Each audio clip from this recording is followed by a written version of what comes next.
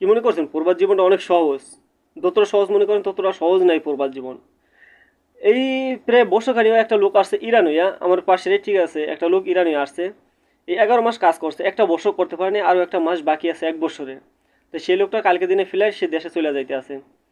তাই আমি চাইলে আমি দেশে যাইতে পারি, সেটা কোনো সমস্যা নাই, কিন্তু একটা জিনিস দেখতে হইবে। এখন আপনি খালি হাতে দেশে যেয়ে বলবেন যে আমি খালি হাতে আসছি, আমি কিছু করতে পারি না, এটা আপনি ব্যর্থতা।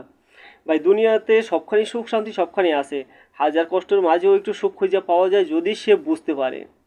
তাই কথা হয়েছে এটা, বুঝছেন? এখন আপনি যদি না বুঝেন, এখন আপনি যদি মনে করেন যে এখানে ওটা সমস্যা ওখানে ওটা সমস্যা, আমি চলে যাবো, যাইতে পারেন, কেউ ফিরে যাবেন আপনাকে।